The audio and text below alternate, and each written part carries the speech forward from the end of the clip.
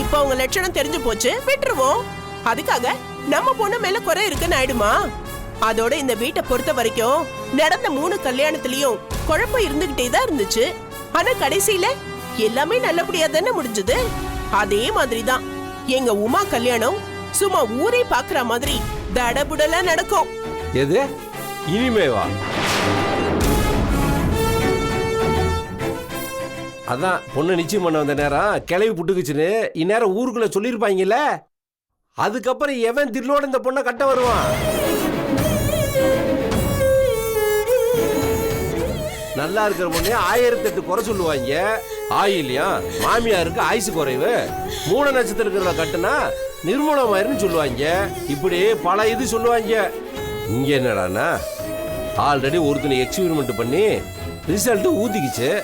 அதுக்கப்புறம் எந்த தியாக செம்மனு இவங்களை கல்யாணம் பண்ணி குடும்பம் நடத்த தயாரா இருக்கான்.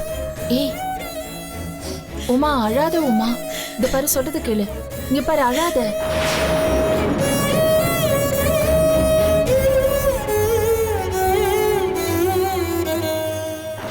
எங்க சொந்தக்கார பொண்ணுக்கும் இப்படிதான். கட்டத்துல ஏதோ கோளாறு, ஜாதகத்துல ஏதோ தோஷம்னு சொன்னாங்க. கேட்காம மாப்பிள்ளையும் பார்த்தாங்க. எங்க இதே மாதிரிதான் வந்த 2 மாப்பிள்ளை வீட்லயும் கல்யாணத்துக்கு முன்னாடியே கருமாதி. இப்ப வரைக்கும் அந்த பொண்ணுக்கு கல்யாணமே நடக்கல. 32 வயசு ஆகுது.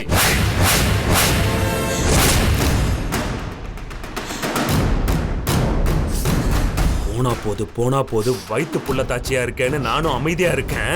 அத உனக்கு வசதியா எடுத்துக்கிட்டு வாய்க்கு வந்தபடி பேசுவியா? ஒரு வார்த்தை பேசுன குழந்தை இருக்குன்னு கூட பார்க்க மாட்டேன். டேய், ஆளுக்கால் தேவையில்லாம பேசுறது கொஞ்சம் நிறுத்துறீங்களா? இப்ப என்ன நடந்து போச்சு? நிச்சயம் கொஞ்சம் தள்ளி போச்சு, அவ்வளவுதான். அதுக்காக யாரும் வாய்க்கு வந்தபடிலாம் அனாவசியமா பேசாதீங்க. அதானே. ஏங்க இப்ப என்னங்க நடந்து போச்சு? இந்த மாப்பிள்ளை இல்லைன்னா உலகத்துல வேற மாப்பிள்ளை இல்லையா என்ன? இங்க பாருங்க, இந்த வரன் வயிறுமே இந்த வீட்டுல இருக்கும்போது நீங்க எதுக்குமே கவலைப்படாதீங்க. இந்த எம்எஸ் இல்லைன்னா அடுத்து ஒரு எஸ்எஸ், ஒரு விஆர், அப்படி பண்ணி ஏகப்பட்ட கடைங்க காஞ்சிபுரத்தில் இருக்குங்க. அப்படி எல்லா சில்ஸையும் நிச்சயமா இங்க கொண்டு இறக்கிடுவோங்க. அதுக்கப்புறம் எல்லாரும் சேர்ந்து ஒன்னா பேசி முடிவெடுத்துருவோம், கல்யாணத்தையே முடிச்சிருவோங்க. நீங்க என்ன சொல்றீங்க? பாருங்க மாப்பிள்ள, நீங்க யாரும் எதுவும் பண்ணவும் வேண்டாம், எதுவும் பேசவும் வேண்டாம். நடக்க வேண்டியது என்னவோ அது நல்லாவே நடக்கும். ப்ளீஸ், உங்க எல்லாரையும் கெஞ்சி கேட்டுக்கிறேன், தயவு செஞ்சு அவங்க உங்க வேலையை போய் பாருங்க. என்ன முடிவு எடுக்கணுமோ அதை நான் பாத்துக்கிறேன். இங்க என்னென்ன முடிவு எடுக்கணும், அதுக்கு என்ன பண்ணணும்னு எனக்கு தெரியும். அவ்வளவுதான் சொல்ல முடியும். போங்க. ஏங்க அவன் வேலையை பாக்குறாருன்னா அப்புறம் மாமாச்சான் உறவு எதுங்க இருக்கு? எல்லா விஷயத்திலும் இப்படிதானே எங்களை கூட்டி வச்சு மூக்க இருக்கிறீங்க. நாங்களும் கொஞ்சம் கூட வெக்கமான சூடு சொல்ற இல்லாம உங்கள்ட்ட வந்து திரும்ப பேசுறேன் பாத்தீங்களா? என்ன சொல்லணுங்க? என்ன சொல்லணும்? மாப்பிள்ள, என்ன நீங்க போடுற சோத்துக்கும் வாங்கி கொடுக்குற துணிக்காக வந்து நிக்கிறேன்னு நினைச்சீங்களா? எனக்கு கௌரவம் இருக்குங்க, கௌரவம் இருக்கு. ஏய், அங்க நீங்க உமா கூட இன்னும் ஆறுதல் பேசிட்டு இருக்க, மரியாதை வந்து சேர்ந்துடாமா? இது வரேங்க. பாக்குறேங்க, எவன் இந்த வீட்டுல வந்து கட்டான்னு நானும் பாக்குறேன். கல்யாணமா பண்றீங்க பாக்குறேன்.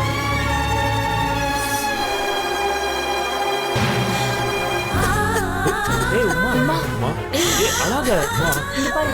கண்ணை தொடமா. இங்க பாருமா. அழாதமா. அழாத. அழாதடா. உமா, நாங்க இருக்கோம்ல, நீ எதுக்கும் கவலைப்படாத, எல்லாம் நல்லபடியா நடக்குமா? அழாதடா. உமா, அழாதமா.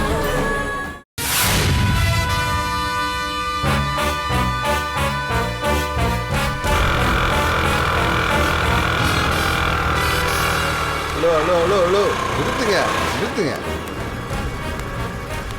ஏய், என்ன வேணும் உனக்கு? உங்கள்கிட்ட கொஞ்சம் பேசணும். என்கிட்ட என்ன பேசணும் உனக்கு? அன்னைக்கு நான் வீட்டுக்கு வந்தபோது அவ்வளோ கேவலமாக பேசுனீங்க. இப்போவும் கேவலமாக தான் பேச போகிறேன். என்ன பார்க்குறீங்க? என்ன அவ்வளோ கேவலமாக பேசிட்டு எம்எஸ் சில்ஸ் ஃபேமிலியில் சம்மந்தம் பேசுனீங்களா? இப்போ தான் கேள்விப்பட்டேன், ஏதோ அவசரமாக நடந்து போச்சாமே. உன் தங்கச்சிக்கிட்ட யோசிக்கிறாங்களாமே. கடவுள்னு ஒருத்தர் இருக்கான், அதான் நல்லா மண்ணள்ளி போட்டேன். ஏய் தேவையில்லாதெல்லாம் பேசாத. நான் கேட்டது மட்டும் பதில் சொல்லுங்க சார். இந்த சம்பந்தம் முறிஞ்சு போச்சுன்னு வச்சுக்கோங்க, உன் தங்கச்சியை ஒரு பைய கல்யாணம் பண்ண மாட்டான். இங்கே பாரா, அதெல்லாம் என் குடும்ப விஷயம். அதெல்லாம் உங்ககிட்ட பேசணும்னு எனக்கு அவசியம் இல்லை. ஏன் பதில் சொல்ல முடியலையா? சொல்ல முடியாது. இனிமே தான் நீங்கள் அவமானப்பட்டு நிற்க போகிறீங்க. என் காலில் விழுந்து என் தங்கச்சியை கல்யாணம் பண்ணிக்கன்னு கதற போகிறீங்க.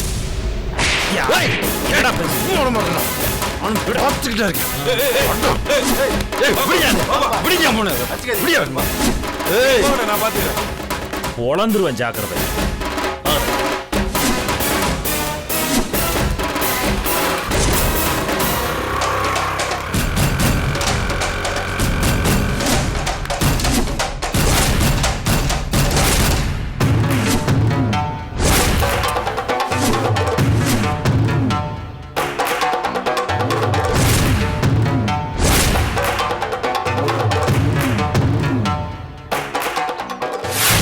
நீங்க டாக்குமெண்ட்ஸ் எடுத்துட்டு வாங்க. உங்க டாக்குமெண்ட் சரியா இருக்கிற பட்சத்துல யாருடைய ரெக்கமெண்டேஷன் தேவையில்லை. உங்க லோன் ஈஸியா சாங்ஷன் ஆயிடும். ஓகே சார், நாளை காலையில் வாங்க சார். ஓகே.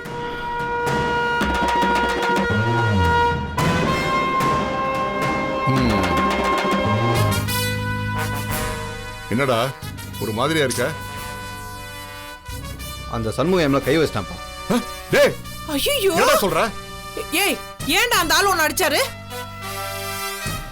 நான் வாட்டுக்கு ரோட்டில் நின்றுருந்தேன். அவன் பைக்கில் வந்துட்டு இருந்தான்.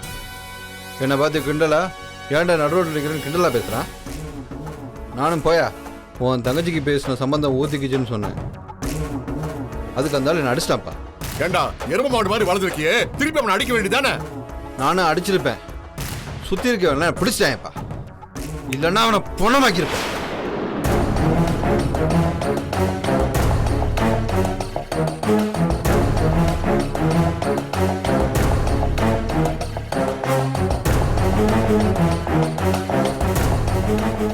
என்னங்க யோசிக்கிறீங்க?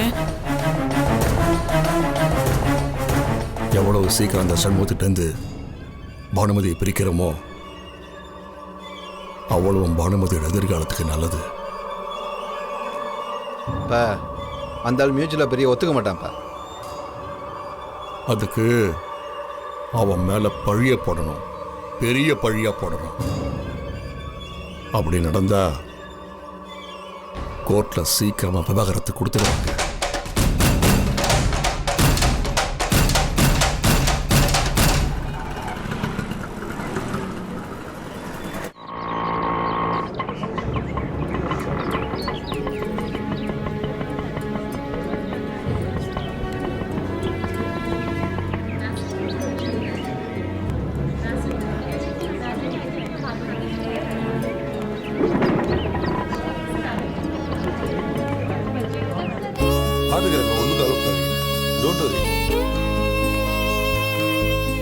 உமா, நீ என்ன பண்றீங்க?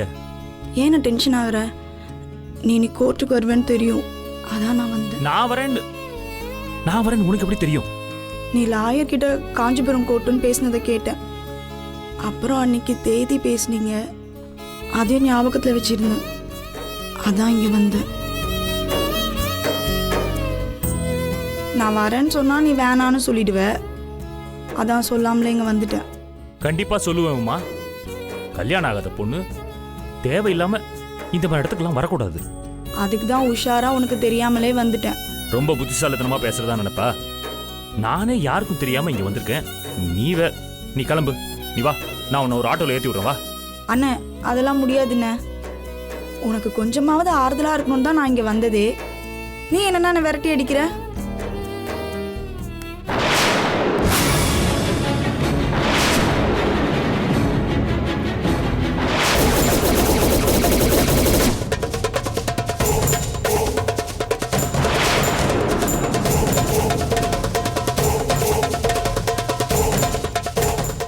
அண்ணி எப்படி இருக்கீங்க?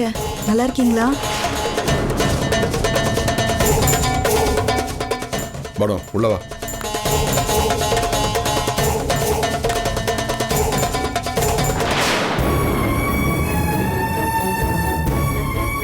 உமா, இப்ப எதுக்கு உமா தேவையில்லாம அவகிட்ட பேசுற?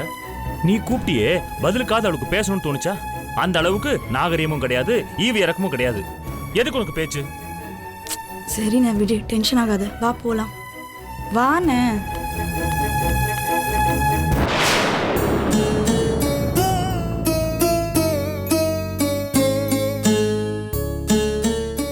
மேடம், நீங்க கேட்ட டாக்குமெண்ட்ஸ் எல்லாம் கொடுத்துருக்கோம். பேன் கார்டு, ஐடி கார்டு எல்லாமே சப்மிட் பண்ணியிருக்கோம். அண்ட் பெட்டிஷன் ஃபைல் பண்ணதோட காப்பி கூட 3 கொடுத்துருக்கோம். என் ஃப்ரெண்ட் சிவகாமி சொன்னதுனால தான் இந்த கேஸை நான் எடுத்துக்கிட்டேன். பானு, நீங்க ரொம்ப நல்லா படிச்சிருக்கீங்க, ரொம்ப தெளிவான பொண்ணு. உங்களுக்கு தெரியாதது எதுவும் இல்லை. அதோட கார்ப்பரேட் கம்பெனில வேற ஒர்க் பண்றீங்க. ஸோ போல்டா எதையும் ஃபேஸ் பண்ணுவீங்கன்னு நம்புறேன். Yes madam, of course. லைஃப்ல நெக்ஸ்ட் லெவலுக்கு மூவ் பண்றதுல நான் ரொம்ப கிளியரா இருக்கேன். Very good. நீங்க கொடுத்த எல்லா பாயிண்ட்ஸையும் நான் நோட் பண்ணி வச்சிருக்கேன். நாம பேச வேண்டிய முக்கியமான கிரவுண்ட்ஸ் என்னங்கறத தீர்மானம் பண்ணிருக்கோம். அதாவது வன்கொடுமை சட்டத்தின் கீழே உங்க கணவர்கிட்ட இருந்து விவாகரத்து கேட்க போறீங்க. இந்து திருமண சட்டப்படி தாம்பத்திய உறவு மறுக்கப்படுறதும், நீண்ட பிரிவோ அல்லது கணவனுக்கு மனநோய் இல்லைன்னா மதமாற்றம், இந்த மாதிரி ரொம்ப ஸ்ட்ராங்கான ரீசன்ஸ் கொடுக்கும்போது டிவோர்ஸ் ஈஸியா கிடைச்சி நம்ம பக்கம் தீர்ப்பு வந்துடும். ஆனா இந்த வன்கொடுமை, வரதட்சணை கொடுமை கொஞ்சம் ட்விஸ்ட் தான். டிவோர்ஸ் கிடைக்கிறது ரிஸ்கா என்ன? அப்படியெல்லாம் ஒண்ணுமே இல்லை. என்னோட கிளைண்ட்ஸ் யாருமே தோத்து போகக்கூடாது. அதுக்காக தான் இவ்வளவு கஷ்டப்பட்டு ஆர்கியூமெண்ட் பண்ணிக்கிட்டு இருக்கேன். ஆனா ஒரு விஷயத்தை நல்லா புரிஞ்சுக்கோங்க பானு, கோர்ட்ல நம்ம பக்கம் ஜெயிக்கணுங்கிறதுக்கு நான் எந்த விஷயத்தை வேணாலும் எடுத்து கையாள வேண்டியிருக்கும். அதுக்கு உங்க சப்போர்ட் எனக்கு வேணும். ஐயோ கண்டிப்பா மேம், நான் ஃபுல்லா கோஆபரேட் பண்றேன். அதுல நான் கான்ஃபிடென்ட்டா இருக்கேன். You don't worry. ஓகே. நான் எதுக்கு சொல்றேன்னா, பின்னாடி நீங்க அந்த பாயிண்ட்ஸ் எடுத்து பேசுனீங்க, அப்படியே சொன்னீங்கன்னு சொல்லக்கூடாது. எப்பவுமே ஒரு பிரச்சனை வீட்ல இருந்து கோர்ட்டுக்கு வந்துட்டாலே அது பொது பிரச்சனை ஆயிடுது. மேடம், இந்த கேஸுக்கு தேவையான எல்லாத்தையும் நீங்க தயங்காம எடுத்து சொல்லுங்க. இவங்க 2 பேரும் ஒருமித்த கருத்தோட மியூச்சுவலா போயிருந்தா இந்த பிரச்சனை இவ்வளவு தூரம் வந்திருக்காது. ஆனா நாங்க விவாகரத்து கொடுக்க மாட்டோம், எங்க குடும்பம் இதெல்லாம் தாங்காதுன்னு சொல்லிட்டு இருக்கவங்ககிட்ட நாங்க என்ன பண்ண முடியும் சொல்லுங்க பார்க்கலாம். அதே மாதிரி இன்னொரு முக்கியமான விஷயம், கோர்ட்ல விசாரணைன்னு வரும்போது எதிர்க்கட்சி லாயர் உங்களை பல்வேறு கேள்விகள் கேட்கலாம். கேள்விகளால கடுமையா தாக்கலாம். பதில் சொல்ல முடியாத இக்கட்டான சூழ்நிலையும் ஏற்படலாம். எல்லா சூழ்நிலைகளுக்கும் உங்களை நீங்க தயார்படுத்திக்கணும். Sure ma'am. நாம பேச வேண்டிய செஷன்ல இருந்து நான் மாறாம கேஸ் நடத்த முயற்சி பண்றேன். ஒருவேளை வன்கொடுமை சட்டத்தின் கீழே நாம வைக்க போற பாயிண்ட்ஸ் எல்லாம் ஜட்ஜுக்கு திருப்தி இல்லைன்னா நாம அடுத்து சில வலுவான பாயிண்ட்ஸை பத்தி பேசலாம். மேடம், இந்த கேஸ்ல நாங்க உங்களை தான் மலை மாதிரி நம்பிட்டு இருக்கோம். வாழ்ந்தது போதும், இவளை நாங்களே கிணத்துல பிடிச்சி தள்ளி விட்டுட்டோமோன்னு கவலைப்படாத நாளே கிடையாது. இந்த கேஸ் நடத்தி அவளுக்கு எப்படியாவது விடுதலை வாங்கி கொடுத்து பாபா மோச்சனை தேடிக்கிறோம். அப்பா ப்ளீஸ். சார் ப்ளீஸ் எமோஷனல் ஆகாதீங்க. எதுக்குப்பா இவ்வளோ ஃபீல் பண்ற? தண்ணி குடிங்க. Have some water.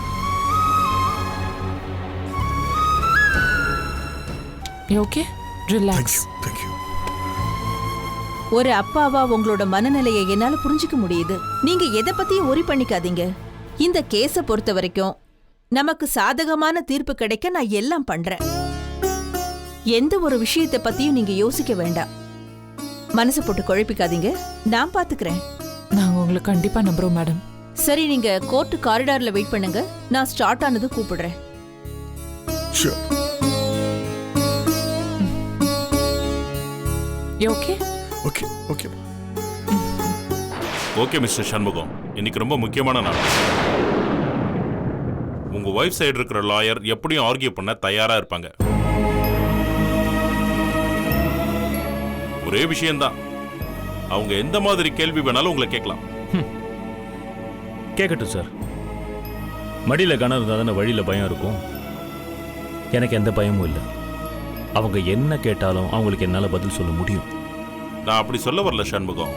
அவங்க உங்ககிட்ட இருந்து விவாகரத்து வாங்கறதுல ரொம்ப ஆர்வமா இருக்காங்க.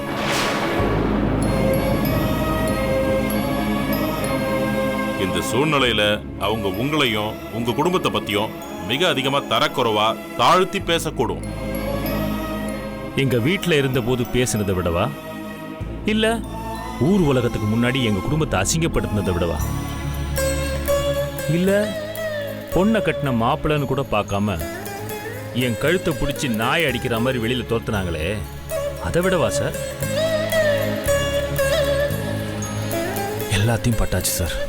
இதையும் மீறி நீங்க ஏன் அவங்க கூட வாழணும்னு நினைக்கிறீங்க? அவங்க எதிர்பார்க்கிற மாதிரியே இந்த விவாகரத்தை கொடுத்துடலாம்ல? இல்ல சார், அவங்க கூட நான் வாழணும்னு பிடிவாதம் பிடிக்கல. ஆனா அதே நேரத்துல இந்த விவாகரத்து, கோர்ட்டு, கேஸு இதெல்லாம் என் குடும்பத்துக்கு ரொம்ப புதுசு. இங்க பாருங்க சார், கோவில்ல எல்லாரும் முன்னாடி வச்சு கட்டின தாலி சார் அது எதுக்கு சார் கோர்ட்ல அறுத்து போடணும்? அவளுக்கு என் கூட வாழ பிடிக்கலன்னா போட்டோம். அவ எங்க எப்படி போய் வாழணும்னு நினைக்கிறாளோ அப்படி போய் வாழட்டும்.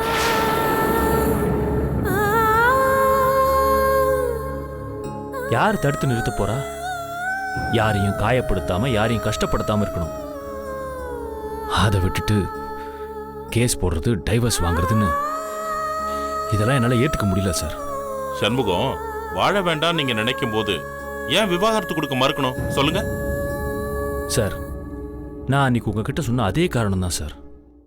எங்க அம்மா, அண்ணன், அண்ணி, தம்பி, தங்க எல்லாரும் இதை கேட்டு சுக்கு நூறா உடஞ்சு போயிட்டாங்க. உங்களுக்கு தெரியாது சார், ரொம்ப ஆழமான குடும்பம் எங்களோடது. குளத்துல சின்ன கல்லு விழுந்தா கூட குளமே கலைஞ்சு போயிடுமே, அது மாதிரி சின்ன விஷயம் கூட எங்களை கலங்க வைக்க கூடாதுன்னு அண்ணன் தம்பிக்கு நாங்கள் எல்லாரும் பாடுபடுறோம்.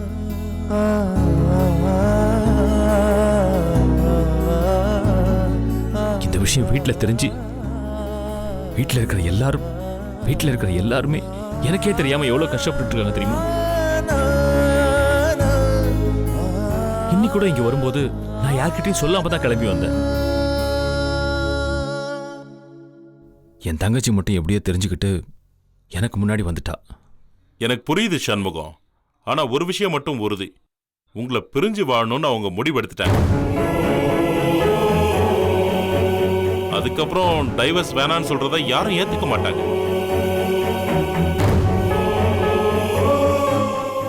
ஏன்னா லீகலா சட்டப்பூர்வமா விவாகரத்து வேணும்னு கண்டிப்பா நினைப்பாங்க. நாளைக்கே அவங்க வாழ்க்கைக்கு எந்த ஒரு பாதிப்பும் ஏற்படக்கூடாதுல்ல. என்ன சார் சொல்றீங்க? ஆமா சண்முகம், பிரிவுன்னு முடிவாயிடுச்சுன்னா சட்டப்படி பிரிஞ்சிடணும். ஒருவேளை அவங்க பின்னாடி நாளைக்கு மறுமணம் பண்ணணும்னு நினைச்சாலோ இல்ல வேற ஏதாவது முடிவெடுத்தாலோ அதுக்கு இந்த திருமணம் தடையா இருக்கக்கூடாதுல்ல. அதனால நான் வைக்க போற வாதம் எல்லாமே உங்களுக்கு விவாகரத்து தர விருப்பம் இல்லைங்கிற ஆங்கல்ல தான். அதே மாதிரி இன்னொரு முக்கியமான விஷயம், கோர்ட்ல உங்களை தூண்டி விடுற மாதிரி பல சம்பவங்கள் நடக்கலாம். உங்க மேல இருக்கிற குற்றச்சாட்டை நிரூபிக்க உங்களை அங்கேயே தாறுமாறா கேள்வி கேட்டு அசிங்கப்படுத்தலாம்.